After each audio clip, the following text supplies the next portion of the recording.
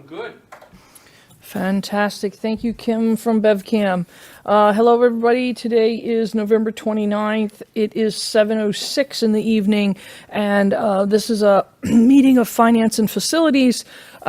We are meeting this evening in a remote model using a remote meeting application to allow for remote participation and for public access to the open portions, for which actually there are none on FNF. We're being recorded by the platform and by BevCam. On June 16th, 2021, the former governor signed Chapter 20 of the Acts of 2021, and on February 12th, and again on July 16th of 2022, he extended provisions to, among other things, allow public bodies to continue to hold meetings remotely until March 31st, 2023. Now, our current governor and legislature extended further 2 years until March 31st, 2025, these acts. They specifically suspend the need for a quorum and a chair to be physically present and ask our body to use technical methods to allow safe public access. As a note, Beverly has prior approval for remote participation, although through that permission, the chair and a quorum will be physically present when this act and its extensions expire. Joining us today are members of the school committee, various members of the district administration, leadership teams, as well as volunteers from our community, and dun, dun, dun, dun, a city councilor, Todd Rotundo.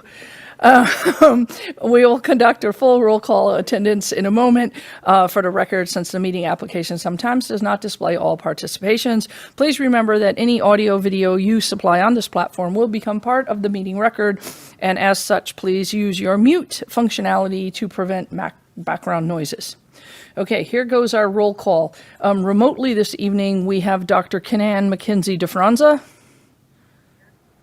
Okay, Dr. McKenzie, I did not hear you, so maybe when it comes time to vote, or maybe Kim's going to maybe increase your volume. We'll test that again in a minute.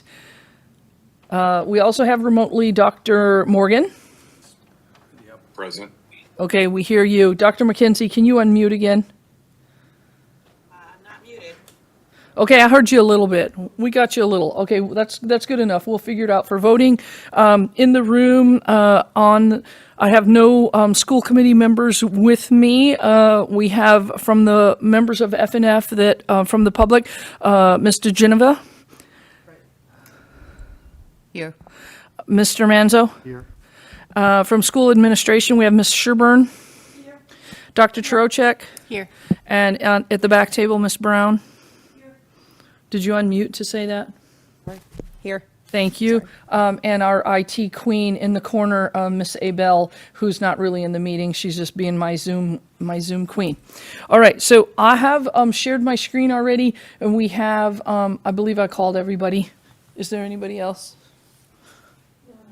Okay, excellent. I have the agenda up on the screen. Of course, I've put so many things on my screen in addition to that. I need to find it. And our first, those are the meeting minutes. How about, no, that's the agenda, right? No, the meeting minutes. Okay, hold please. Do you want us to take the notes? Or? I'll try to do it. I think I can do it. All right. All right, so I lost my agenda, but the first thing on the agenda is approval of the meeting minutes from our last meeting, which are currently on the screen. I'm looking for a motion to accept those meeting minutes. So moved. Thank you, Mr. Manzo. Second. Motion, Mr. Geneva, second. Thank you very much. Are there any comments or corrections? Yes, sir. Under policies, let me scroll down. DBJ on page am I on? 3?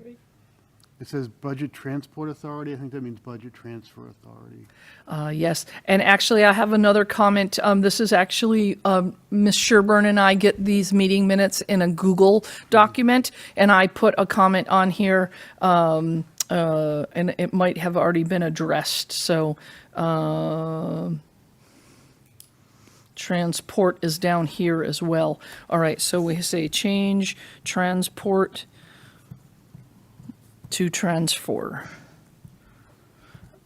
in multiple locations. All right, so any other, Dr. McKenzie, I'm looking, do you have any other changes that you'd like? All right, all right, Can I have my name spelled correctly further down on page 4? D-I-G-N-O-V-A? page 4, D-E, D-I-G-E-N-O-V-A, right? All right, absolutely. Any other, okay, two corrections. We're going to do a roll call vote. Dr. Mackenzie DeFranza. Yes, okay, thank you for giving me the thumbs up. Mr. Geneva, Yes. Mr. Manzo. Yes. Myself, yes, that passes 4-0. Okay, the next item we have on our agenda is gifts to schools. I'm putting that up on my screen right now. The font is really small. I'm going to make it bigger. Hold on. We have $500 in a mini STEM grant, $20,000 from the PTO at Ayers for a playground, for a total of $20,500. I'm looking for a motion that we accept those gifts to schools. So moved. Thank you, Mr. Manzo. Second. Thank you, Ms. DeGeneva. Any comments or questions on this? Okay, roll call vote. Dr. Mackenzie DeFranza. Yes, a thumbs up. Thank you. Ms. DeGeneva. Yes. Fantastic. Mr. Manzo. Yes. Thank you. And myself, yes, that passes 4-0. Actually, let me just say thanks to the Ayers PTO for making such a generous donation to the playground fund. You could say that for sure. I think we should all be saying that. Absolutely. Fantastic. All right, the next thing on our agenda is the B&G report. This is for a, we're not going to actually talk about it. Does anybody, but if you have any comments or questions on it, you can send those to Ms. Sherburne, and we can get any of your concerns answered. That's always, we're in a chicken and an egg there, right? If you bring your questions here, then your answers won't come until like the next meeting or maybe in a follow-up email. If you were to read your package ahead of time and have some questions, you could ask them ahead of time and then we could address them here, even though we're trying not to spend a whole lot of time on the report because we stack our meetings now. Okay. The next item on the agenda is our policies to be reviewed. All right, and so if we remember from our last lovely meeting, we had a whole big policy primer kind of explanation, and we got through a number of policies, and I appreciate you guys bearing with me while we get back into policy shape. This evening, we're going to try to get through these 4 that are on the screen right now, and I'm going to warn you that the last policy on the list, DKC, expense reimbursements. The track changes file that you guys got is shows no changes because it's not, in fact, the track changes. So we'll see what we can do, whether we push that off to another meeting or whether I can show you the changes in real time on my computer. Okay, so the first policy to be reviewed is DJ, purchasing. I'm putting on my screen right now the track changes version, and really a small pronoun change there in paragraph 3. The big change is the update to the MGL references. For those of you playing along at home, MGL stands for Mass General Law, so it's kind of important that our MGL references be up to date and accurate. So I'm looking for a motion. I would, as the chair, recommend that we update this policy according to MASC's recommendations. So moved. Thank you, Mr. Manzo. Second. Thank you, Ms. DeGeneva. Any questions? Comments? All right, Dr. McKenzie, if you roll call vote, a thumbs up. Thank you very much. Ms. DeGeneva. Yes. Fantastic. Mr. Manzo? Yes. Thank you. Myself, yes, that passes 4-0. This is going so much faster than the last meeting. I'm so excited. All right, the next one is DJE. David, John, Edward, procurement requirements. Now, this one does have a decent amount of tracked changes, so I'll scroll. Hold on one second. All right. Most of the track changes can be on one screen at a time, and they're underlined. And for those of you who are not colorblind, it's actually red ink. All of these words are new from MASC. And then I'm going to scroll a little further just for completeness sake. We do have a new legal reference from MGL. And then we have this cross-reference that is not necessarily applicable, and we can talk about that in a minute.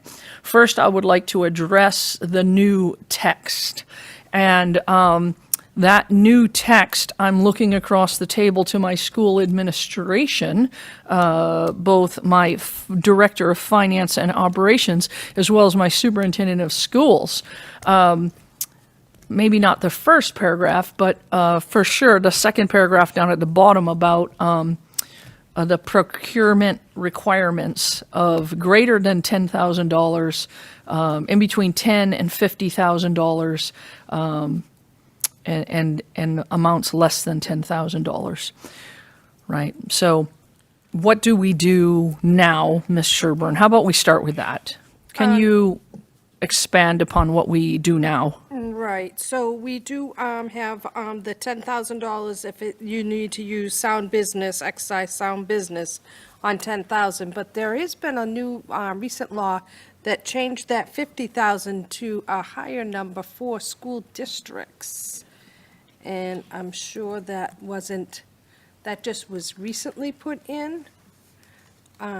So what we do currently have is that we go out to bid for anything over, we follow all the procurement laws of Massachusetts and, go out to bid or purchase off the state contract, which is the sound business and thing. But I do believe that number has changed to 100,000 for school districts only.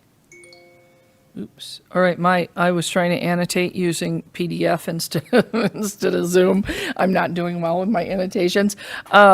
So perhaps the best thing for us to do is to table this particular one and bring it forward next meeting. Yes. Motion to table, or what, we didn't make a motion yet. Yes, make a motion, we table this. In theory, do we want to talk about it and then have it all ready to go next meeting except for the number? Sure, I think that would be a good idea, that we'll just look.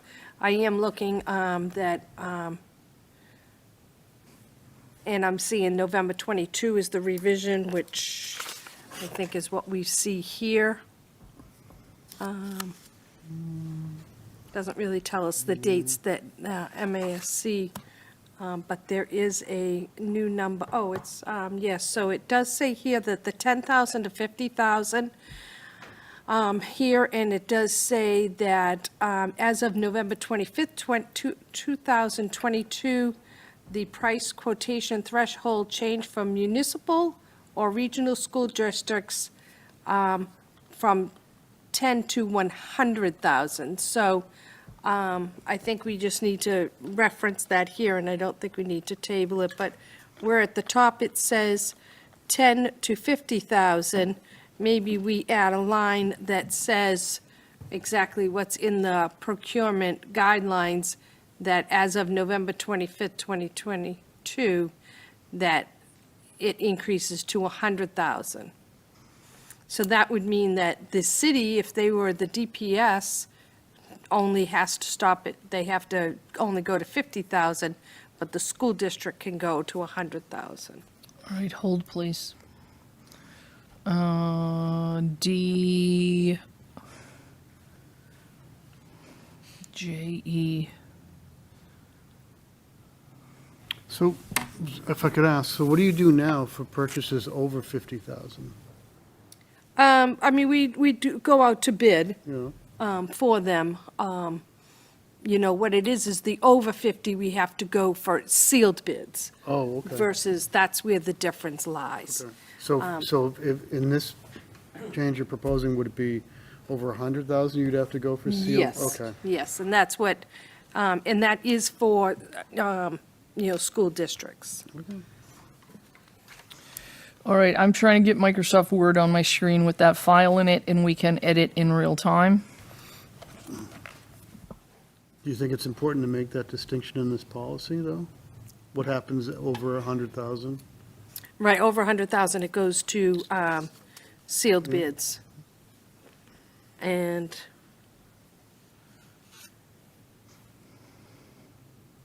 So there's no change on the 10,000, just the 50,000 goes to 100,000? yeah, so what it really is the second, it says, in an effort will be made to procure multiple bids for all purchase in excess of 50,000. It should be 100,000. When recommending acceptance of the bid, the superintendent will inform the school committee whenever possible of the competitive price of reasonable substitution for a specified item. All right, so we are now in an editing version on this, on my screen. And we can see, I have track changes already enabled here as well, as opposed to a PDF. We're now actually in Microsoft Word for all those playing along at home. So, Jean, you want to change this first paragraph? Yep, so all purchases valued between 10,000 and 100,000 shall be required the attempt to secure 3 quotes. All purchases less than 10,000, we use sound business, that is true. So can we just change all the 50,000s to 100,000? Yes. Be done with it? I do believe so. All right. Is it necessary to put in what we didn't understand, that it's a sealed bid versus a non-sealed? And Or that- is it some, Yeah, I think what, That would be different because it would be in our guidelines. That's, you know, the guidelines are different. That's probably a different, right, I policy. mean, it does kind of talk in there that all bids will be submitted and received in sealed sealed envelopes, envelopes. yeah. So I think, yeah, All right, I'm gonna bring us back up. All right, so in the first paragraph, we're changing all 50s. There are 2 incidences. I missed one of the 2 of them. We're changing 50 to 100,000 twice in the first paragraph. yes, The second paragraph is new from MASC. To foster greater efficiency, the district will enter into state and local intergovernmental agreements where appropriate for procurement or use of common or shared services. yeah, so that's one thing that we do. We belong to MEHC, which is Mass Higher Education Collaborative. The food service joins in 2 different groups for their things, and so yes, we would do So that. we already if do can. that.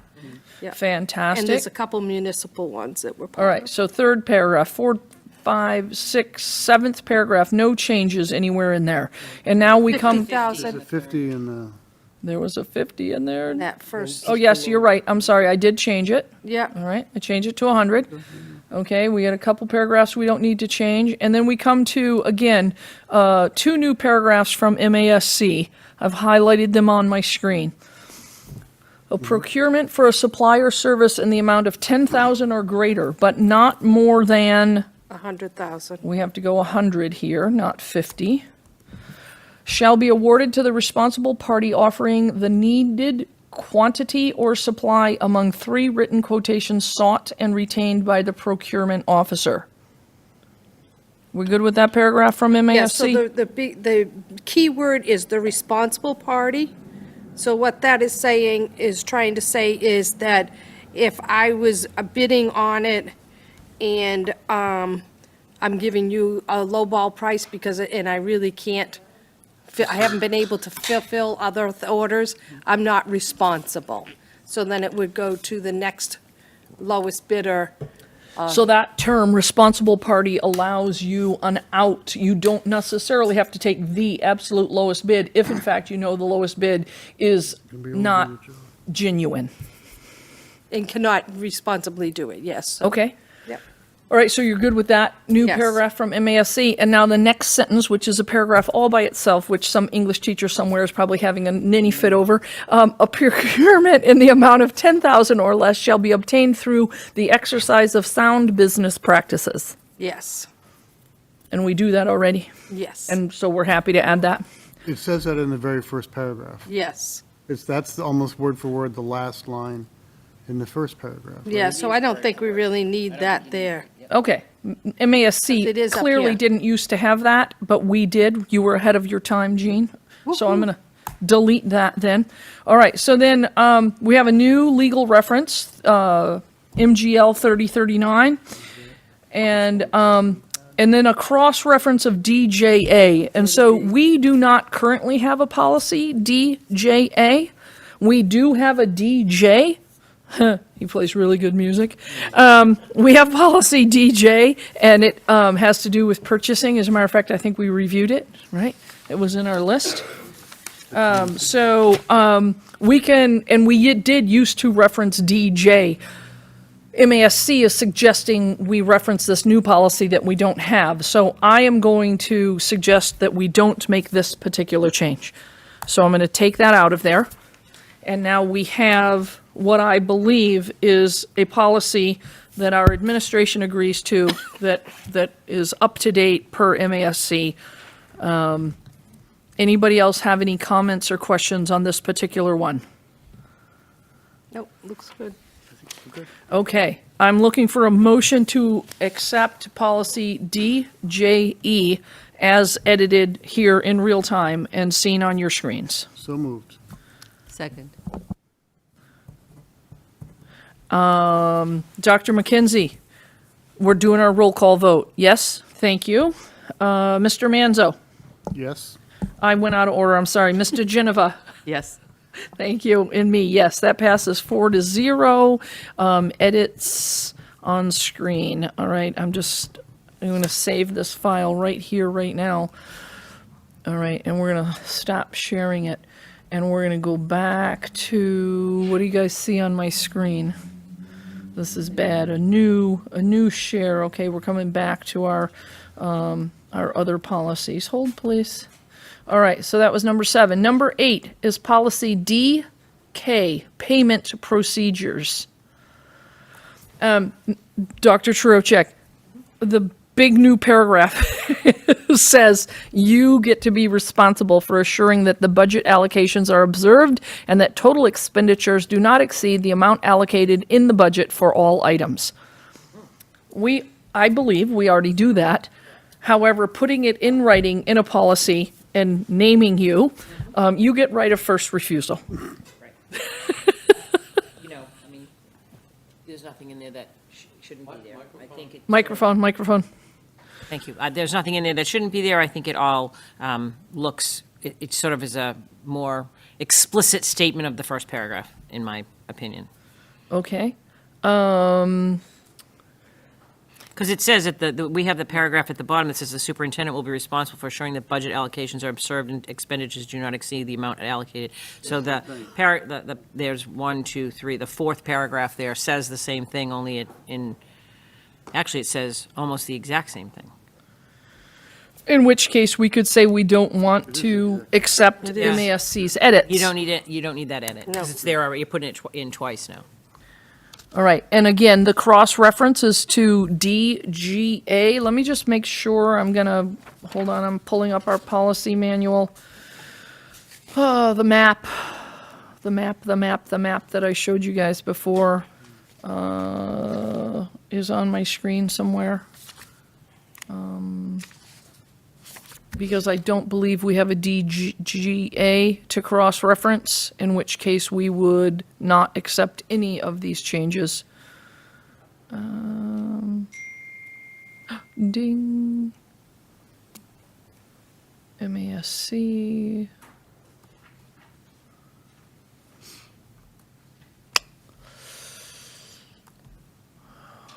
Here's our policy map.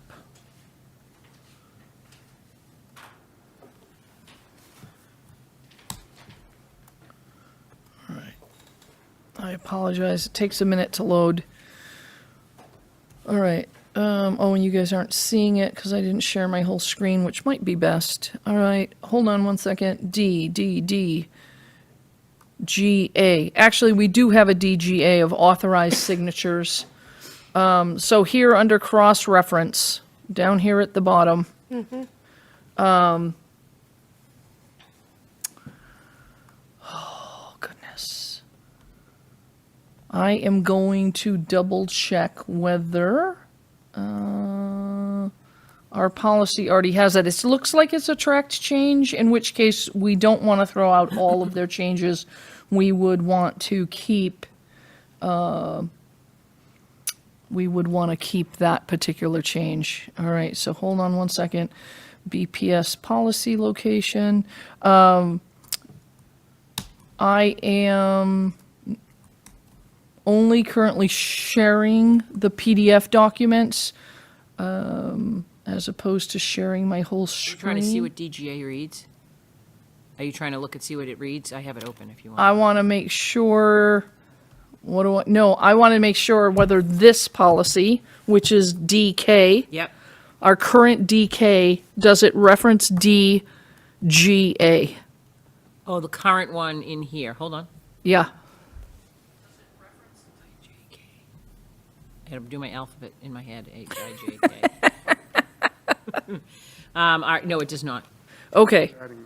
So, in that case, So you're adding a reference we're of we're- DGA as a cross-reference.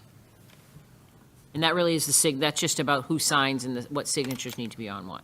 only, right, so on your screen right now, highlighted, we have the cross-reference at the bottom. We would not accept any of the other red text on this particular policy. Because this paragraph up here, we already say somewhere else, as Dr. Trocheck pointed out. All our other policies, Mr. DeGeneva, you've pointed this out before, the school committee versus the committee. We could either make that change or not.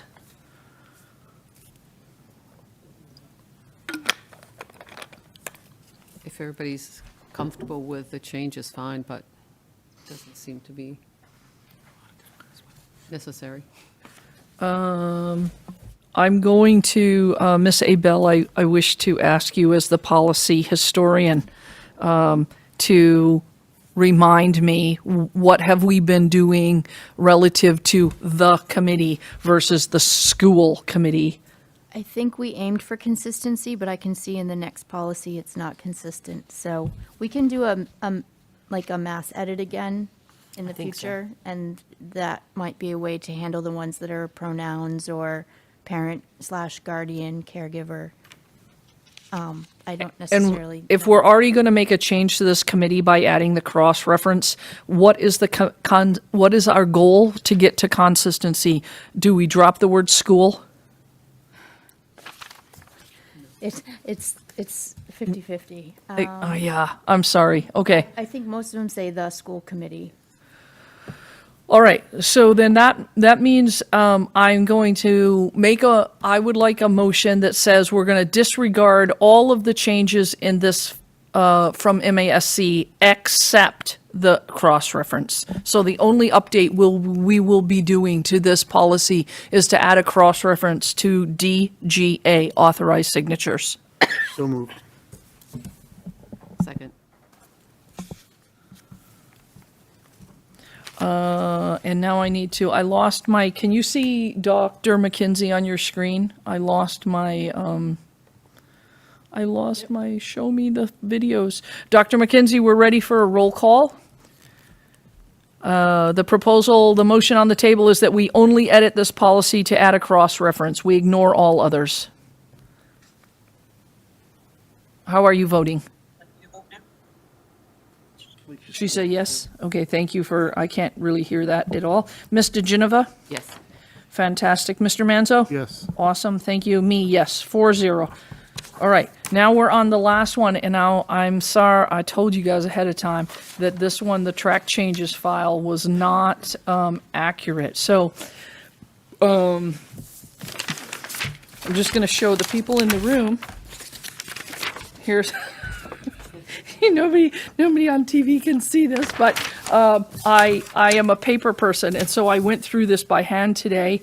And so what I will tell you is that, for instance, what is on our screen right here is the MASC version.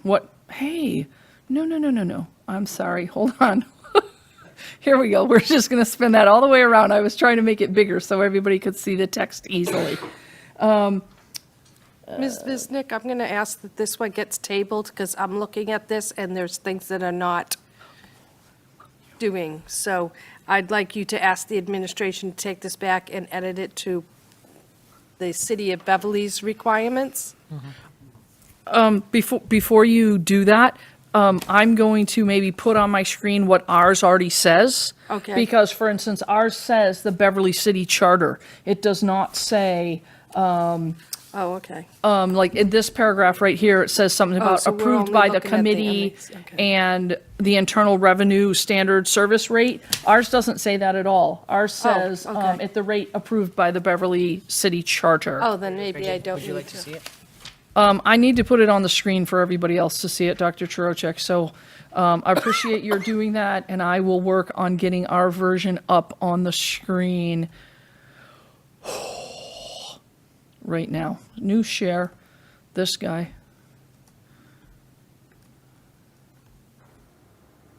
All right, here is the Beverly School Committee's policy manual. And now I'm going to scroll down to policy DKC. I had it on my screen earlier because I printed it. Not sure if the city charter, what Carol sent out recently. There was a change to it, but was that because of the charter change, do you think? I'm not sure yet. I'll find Carol's email. We're very close. Hold, please. DHIJK.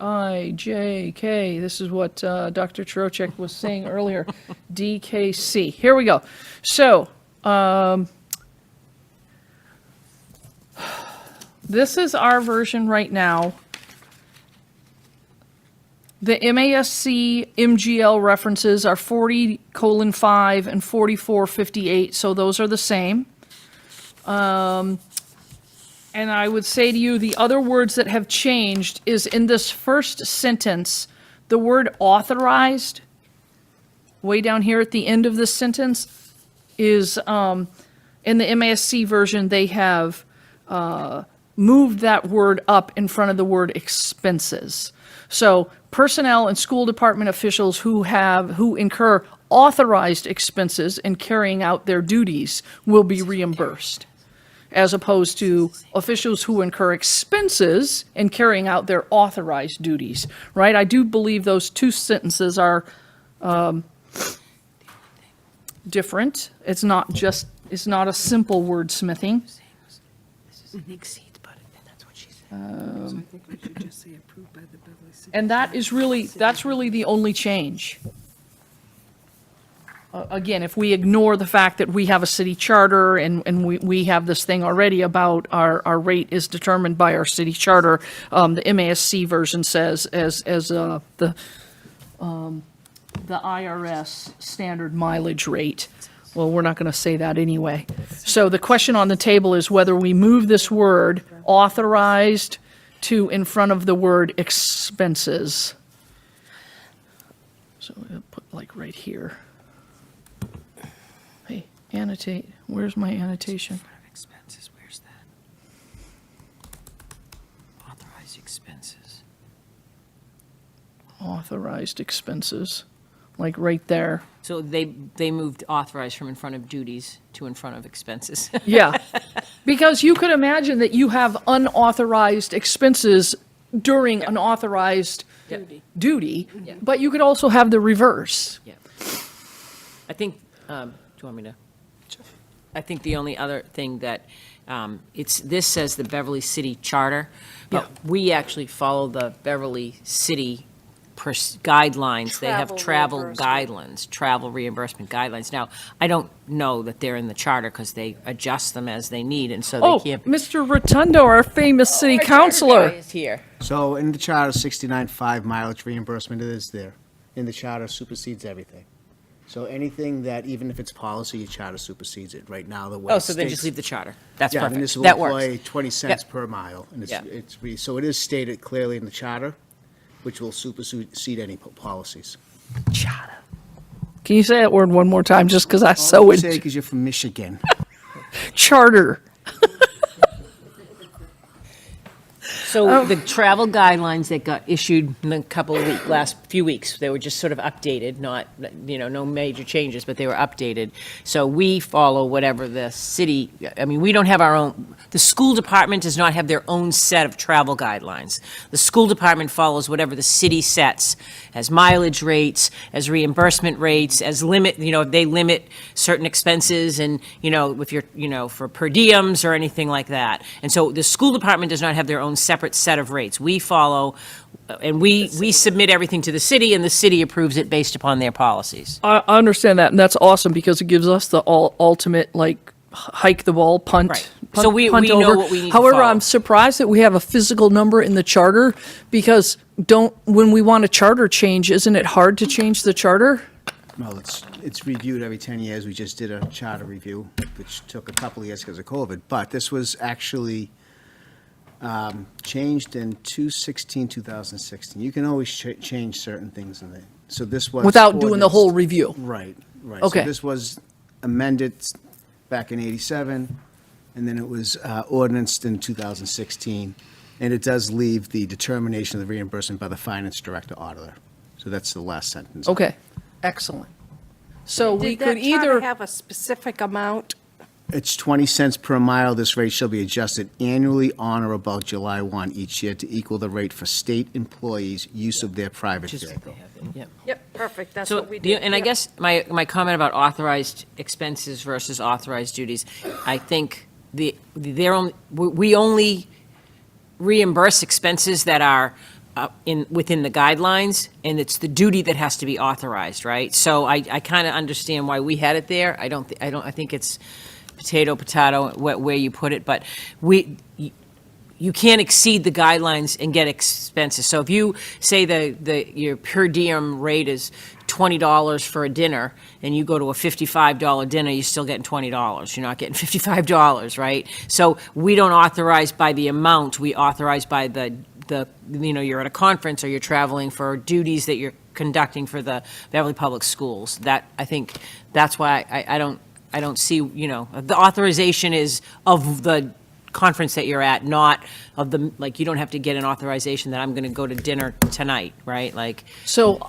based on that, I would be looking for a motion to mark this policy as reviewed Yeah, on I this agree. date. We're not making any changes. So moved. Second.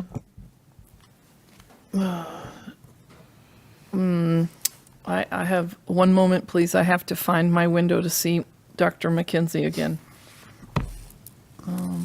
She's waving. I didn't hear a second, so I wasn't sure if we were waiting for that. Oh, Mr. Geneva, did you unmute your mic when you said that? Yes, I did, seconded. Okay, so, Dr. McKenzie, do you have any comments or questions about that? All right, so there's a motion on the table, roll call, what's your vote? Yes. Thank you. Mr. Geneva, Yes. Mr. Manzo? Yes. Myself, yes. Passes 4-0 to mark as reviewed. Okay. All right. Fantastic. Stop that share. We're coming back. Hold, please. We're coming back to our business. And the next thing on our agenda. Would be my update. Oh. Hold, please. Back to the update. Here we go. So we did our policies. Fantastic. Thank you, everybody. And now, is this the page you want up? Yes. So I would like to give the committee a review of the revolving accounts expenses. I like to do this annually, and so as you're aware, when we're building our school budget, there are expenses that are charged directly to the revolving accounts which generate revenues. The total offset for FY '24 is $6,512,095, and that was in the school budget report. The circuit breaker revolving account generates revenue from the state's education reimbursement program, which reimburses the district for high-cost student needs. The district is reimbursed at 75% of the costs, above 4 times the statewide foundation budget, which was in FY '23, $49,494. So in other words, any expense that's greater than that, we then get 75% back of that amount, not the first 49. Transportation costs have been added to the circuit breaker program, which we're being reimbursed at 50% of 100% of the cost in FY '24. That's something that they introduced about 3 years ago, that we could actually put in the transportation costs. As you know, each month when we talk about transportation and special education transportation and transporting students, that is a great cost. And so now they implemented the first year 25%, then 50%, and now so they're saying you can put in 100%, but we're only getting 57% of that. These funds are deposited into a separate account, and tuition costs for both collaborative and private day programs are charged directly to the circuit breaker revolving account. The FY '24 budget offset is $4,299,641, which is projecting us to use 38% of the current fiscal year revenues in this fiscal year, for a total of $1,232,522. That's important for us to start hearing when we're starting to talk about FY '25 budget. So when we built the FY '24 budget, we knew going in that we had that chance that we would be using some of our current year circuit breaker. So by law, we can carry over a whole year for the next year, but it has to be spent that next year. And that would be the ideal situation, is that you have that in abeyance. So if you have some placement that comes out on, a few of them, you could eat that money up. So I just want to let you know that at this time, we are projecting that we're going to use 38% of what we take in this year. So therefore, when we start talking FY '25's budget, we're going to be talking about, we need to put some money, we need to build our budget up larger, because we're using that circuit breaker in the current fiscal year. It's not a totally drastic thing. At least we have that. I remember my first year I came here, they had me go in front of city council saying, I think we're going to have a deficit. And then at the end, we didn't. But that was a very scary moment. So we don't like to be using. And yet you're still here. 12 years later, I know. So that is the circuit breaker, and I just wanted to talk a little bit about what our revolving accounts are and what expenses get charged to them. If anybody has any questions on any specific one, you can always stop me. And I guess, Ken Ann, if you have any questions, come to the screen and somebody maybe tell me that you're there. SPED tuition revolving account generates revenue from other districts that send their students to Beverly to be enrolled in our separate programs. The funds are deposited into a revolving account, and right now we currently are charging a nurse that's with one of the programs and teacher salaries to the revolving account. The offset is $217,446, and we're utilizing $70,790 from a carryover balance. In other words, we're not taking in $217, but we're close to that. The school choice revolving account generates revolving revenue from the state for students that are school choiced into Beverly. The funds are deposited into the revolving account, and we charge teacher salaries to that account. I use it for the high school only for the ease of my end-of-year report. It all goes to one particular school, but that's not necessarily where the funds all come in for, but that's just where we've been doing it. And the budget offset is $931,550, and I'm utilizing $210,000 $1,296 of a carryover balance.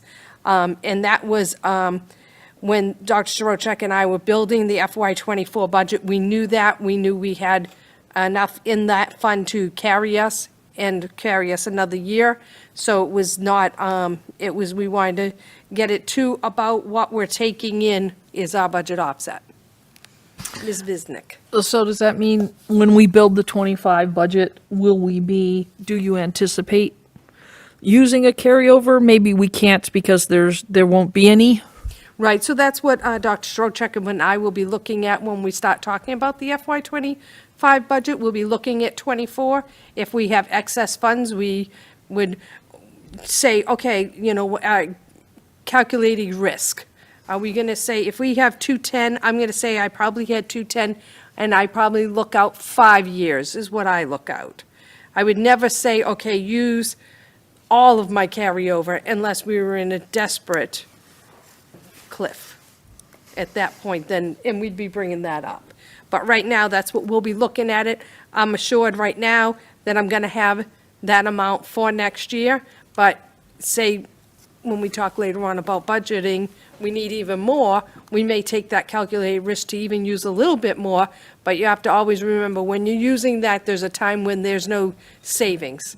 Okay. And you don't ever want to give it so that you are creating a cliff. Right. Okay, thank you. The next one we have is the preschool revolving account that generates revenue from tuition from the peer students that are attending the pre-K program at McEwen.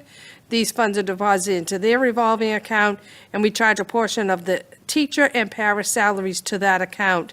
And the FY24 budget offset is $137,110, and that's close to what we're taking in. We've had a low amount in previous, but Dr. Shirocek and myself aligned when we got into our FY24 budget. We actually looked at it and said, okay, what are we taking in? Let's have the correct offset each year. The athletic revolving account generates revenues from the user fees and gate receipts. The funds are deposited into a revolving account, and athletic-only expenses are charged directly to that account. And I'll stop there. Anything that I've been talking about, we only can use the money for what the money is raised for. You can never use athletic money for special ed or special ed money for athletics. And the budget offset is $209,748. That number's been used for, I'm going to say, the 12 years I've been here. I was just And going to ask about it it comes in very close. because we haven't adjusted that number. So it's wild to me that we can use the same number year over year. Yep. And it, regardless of how many children we have, quote unquote, qualifying for scholarship or It's relatively consistent. Yes. this, right, really we is. had 1 year with no freshman teams. Yep. All the freshmen got pulled up onto JV because we had lower participation in general. There were several teams with no freshman team. So it's wild to me that we still use that number, and I'm wondering, because Mr. Keefe is leaving, usually we have him as one of our guests at this meeting, and we talk about participation in the 3 seasons. And so that might be a challenge for us to have the new athletic director in the slot where we would normally have Mr. Keefe, because he might not be up to date yet. No, they're doing some transitioning. So and the new athletic director is Ryan Wood, who has been at the high school and has been working with Mr. Keefe throughout. So I think it will. I do think he'll be able to come forward and talk to Awesome. his Okay. vision, and I think it's great to always to introduce new people to the committee when they're ready. So. And I'd like to add that we do have the same administrative assistant that's been in athletics, Mary Morency. So her records, she'd be able to get Mr. Wood up to speed The on data. that. She has the data. She does have the data. Always go to the administrative assistants. Just let me tell you, the most valuable people on earth. The transportation revolving account is used from user fees and charters. The funds are deposited into their own transportation, and we use the offset there for driver salaries are charged to that. And when we introduced an assistant director of transportation that we had for a short time, that was also partly funded out of there. So That, again, is very similar on what we take in. We watch our scholarships, and if that's something that we would find that it drops dramatically, we have more people getting scholarships, then we would have to change that offset in subsequent fiscal year budgets. Building rental revolving account is for building rentals. We currently have the YMCA after-school program in churches both at Ayers and North Beverly that generates the majority of the revenues. The funds go into a specific account for that. And custodial salaries, and last year again, when we were trying to build the budget and the uprising costs of custodial supplies, we actually put that cost into the revolving account offset, which is $365,000, which when we built the budget, we were estimating $139,690 of the carryover balance that was in there would help offset that. The non-tuition revolving accounts generates revenue from foreign students that attend Beverly High School for 1 year. It's also known as the SEVIS program or Educatius, and the funds are put into this revolving account, and that teaching additional stipends that teachers receive for teaching additional classes is what the offset is. And my feeling on this is that, and that offset is $88,000. However, if the principal is looking for additional staff at the high school, we work with the administration and with the superintendent on determining what other funds that SEVIS can be used for, or this non-tuition revolving. It is the high school, so I would only charge high school things too. So we had some school adjustment counselors that were kind of on ESSER, and we were building them in and not into our appropriated budget, but we built them into this tuition, non-resident tuition account, so that therefore they would be able to stay in the, have a chance to stay in versus going out when ESSER came along, but that's something that we would talk about the administration during budget process. And so that's the end of the the revolving accounts.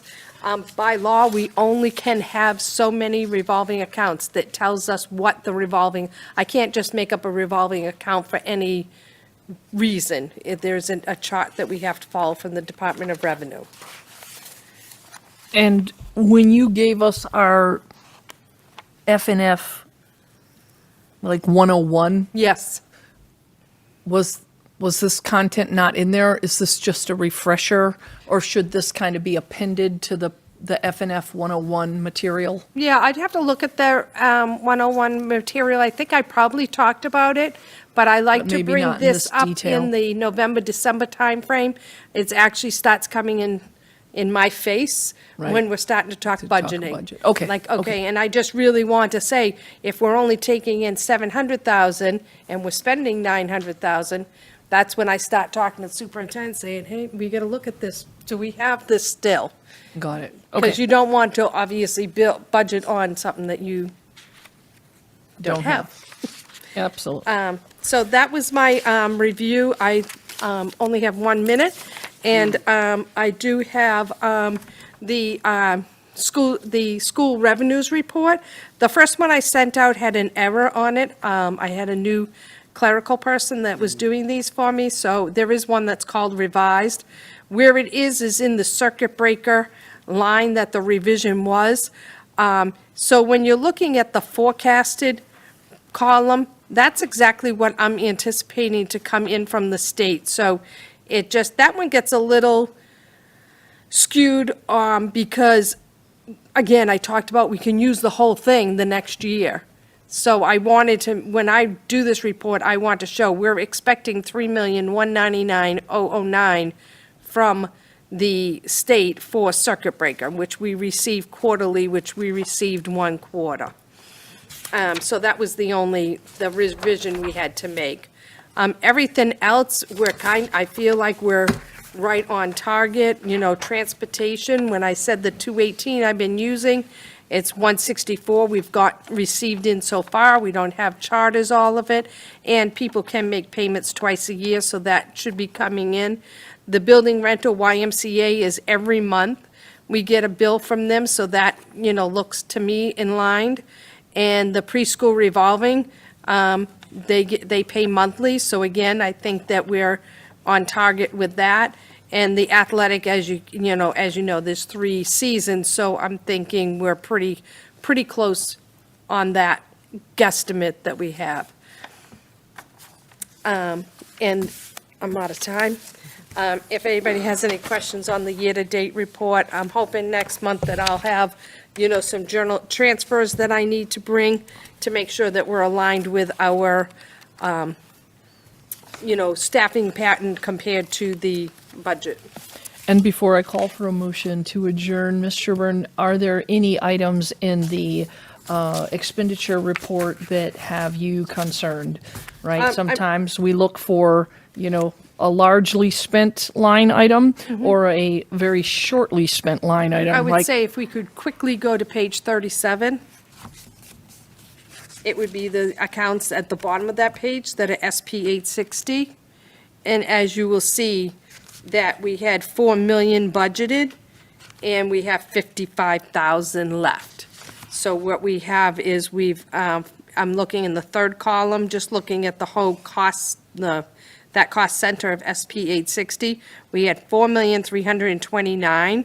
We've spent 1,519,000, but we are anticipating, based on the students that we have out of district, 2,754,000. So right now, that only shows 55. That is a true tell of my first statement. I'm using 38% of circuit breaker. And of course, we want to use our budget appropriation first, circuit breaker second. So that's a good judge. I'm just going to remind the committee that we had a 14% increase OSD for private schools last year, and that was a topic of conversation that we had throughout the budget process last year. This is where we're seeing it take effect within our budget. And, there's, the relief didn't come through the supplemental, but, well, the supplemental budget's not settled yet. That whole process, that whole conversation, this is the reflection of that. And we said, we hope to get reimbursed for the increase. We know we'll get reimbursed the next year because circuit breaker comes a year behind for some of it. But we knew it was coming. But this is the reality of the increase that happened as an unexpected increase that we could not correct for in the short amount of time that we had from the notice of getting it to budgeting. So, just reminding everybody that that's where this came from. We knew it was coming, and so we're prepared for it. But and as Jean said, we're not like it's not like an emergency, but it's definitely deeper into the use within this school year of circuit breaker funds than we've had to go in probably 3 or 4, maybe 5 years, right, Jean? Yes. Yeah. All right, so we do have the rest of the committee here, and we have a meeting that was supposed to start 4 minutes ago. That said, this is an important topic, and so do either of you or Dr. Mackenzie DeFranza on the TV screen, do any of you have any questions, burning questions that you have for either Ms. Sherburne or Dr. Turocek before we adjourn? I do not. Okay. Mr. Geneva, do you? Mr. Manzo? Just, so what you're really concerned about is potential new placements in the district that will not only wipe out that $55,000 you have in reserve, but dig a deeper hole into the budget. Yes, a deeper hole into our circuit breaker. So of course, one of the things that we always have to look at was we may have some surpluses. So in my crystal ball, I'm saying there's going to be no snow. So I might have snow money left over. Just jinxed So us. then we could do that. I know. I know. Storm is coming.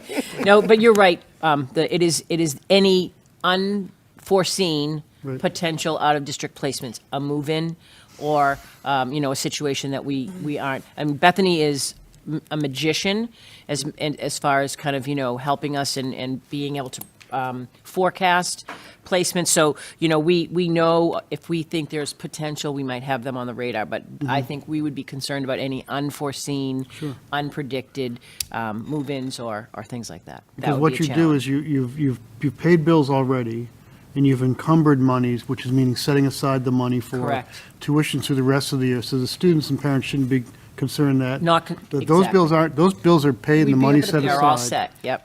And you will find funds if you need to. We would have to, yep. But that's really the driver, and while you can't really predict how much snow you're going to get, though people do try, you can look historically to see how many placements you get throughout a calendar year. And so now it's the end of November, and so if you look back, how many do you get?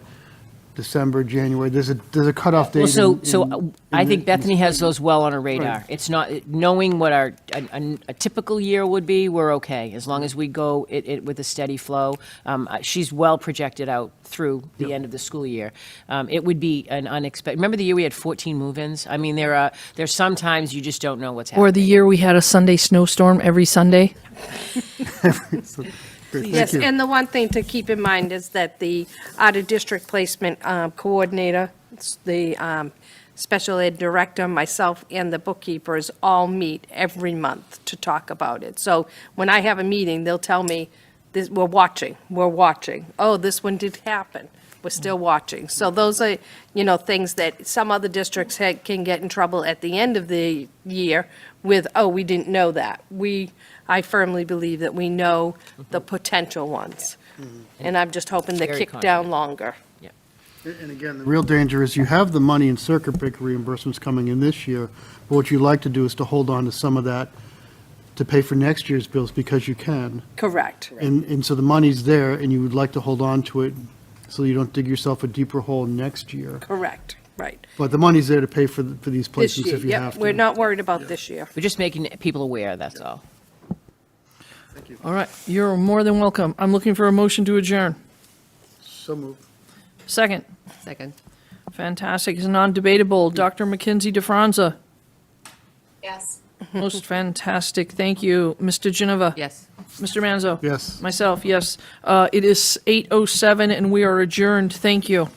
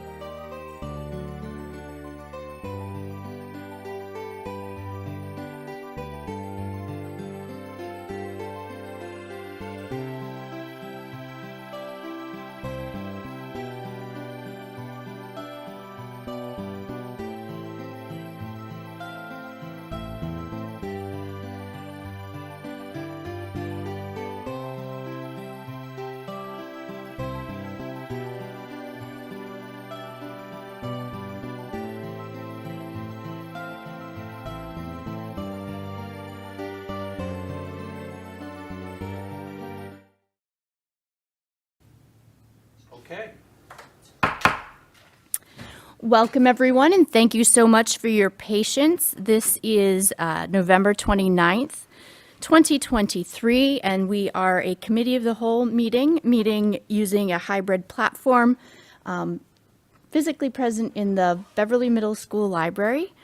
I do want to just call out on our agenda today. It's a very short agenda where we will have a very brief open session and then take a roll call vote to enter into executive session, at which point BevCam, who's broadcasting us, will be leaving, and we will ask members of the public to also take our leave. Now, I just want to say that the Beverly School Committee is meeting in this hybrid remote fashion using a remote meeting application that allows for remote participation and for public access to the open portions of our meeting. We are being recorded and streamed by BevCam this evening for the open portions of our meeting. This is allowed under the acts of former governor, which were signed in June of 2021 and then renewed in February and July of 2022, and then more recently extended by our current governor and legislature that extends the provision for 2 more years until March 31st, 2025. The act specifically suspends the need for the quorum and chair to physically be present and asks our body to use technical methods to allow for safe public access. As a note, Beverly also has prior approval for remote participation on its board and commissions, although through that permission, the chair and a quorum do physically need to be present. Again, tonight we have a quorum physically present and 2 members joining us remotely. Tonight is a Committee of the Whole meeting, which means we do not have an opportunity to address the body. The next opportunity to do so will be at our December 13th meeting at 7:30 p.m. If you wish to participate either remotely or by sending an email for the chair to read into the records, you would direct that to residentvoice@beverlyschools.org. Please limit your comments to approximately 3 minutes. We have a 3-minute limit. Or you can show up in person at that meeting and use the sign-up sheet at the podium. As always, you will need to state your name and address for the record. Today, joining us are members of the school committee and various members of the district administration and leadership teams. I will conduct a full roll call attendance in a moment. Again, remembering that we are being broadcast, streamed, and recorded by BevCam, please note that any audio or video that you supply will become part of this meeting record. Please use your mute functionality to prevent background noises. Let me now call the roll. Mayor Michael Cahill. Here. And Kimberly Coelho is absent this evening. Dr. Kenan Mackenzie DeFranza. Here. Ms. Karen Robinson. Here. Dr. Jeffrey Silva. Here. Miss Lorinda Visnick. Here. And I am Rachel Abel. We are also joined remotely by Dr. Andre Morgan. Here. Thank you. At the table, we have Miss Erin Brown. Here. Ms. Jean Sherburne. Here. And Dr. Sue Trocek. Here. And we have 1 member of the public that is with us online. Okay. Our first order of business is the Pledge of Allegiance. If I could ask Ms. Brown to lead us in the pledge. I pledge allegiance to the flag of the United States of America and to the republic for which it stands, one nation, under God, indivisible, with liberty and justice for all. Thank you so much. Next, we will be looking at our meeting records from the open session of October 25th, 2023. Is there a motion to approve the open meeting records? So moved. Second. Okay, so we have a motion and a second for the open records. Were there any edits or corrections? I'm not seeing any. We will do a roll call. Mayor Cahill? Yes. Dr. Mackenzie DeFranza? Yes. Ms. Robinson? Yes. Dr. Silva? Yes. Ms. Visnick? Yes. And Ms. Abel, yes. So that's 6 with 1 absent. Okay. Next, the chair is going to make a motion to move to meet in executive session pursuant to Mass General Law, Chapter 30A, Section 21A, for purposes 7 and 3, and not to return to open session. Purpose 7 is to review and approve minutes from the executive session meeting of the 15th of November, 2023, and Purpose 3 is to discuss strategy with respect to and in preparation for collective bargaining with the BTA and AFSCME units because an open discussion may have a detrimental effect on the bargaining position of the committee. The chair has made such motion. Second. Thank you, Ms. Visnick. Not debatable, I'll take a roll call. Mayor Cahill? Yes. Ms. Coelho is absent. Dr. Mackenzie DeFranza? Yes.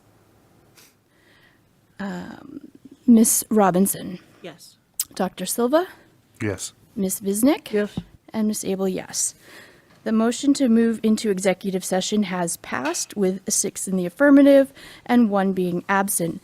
The chair now states again that we are moving into executive session pursuant to Mass General Law, Chapters 30A, Section 21A for purposes 7 and 3, and we will not be returning to open session. Purpose 7 is to approve our minutes from executive session meetings on the 15th of November, and Purpose 3 is to discuss strategy with respect to and in preparation for collective bargaining with the BTA and AFSCME units, because an open discussion may have a detrimental effect on the bargaining position of the committee. It is 8:18 p.m.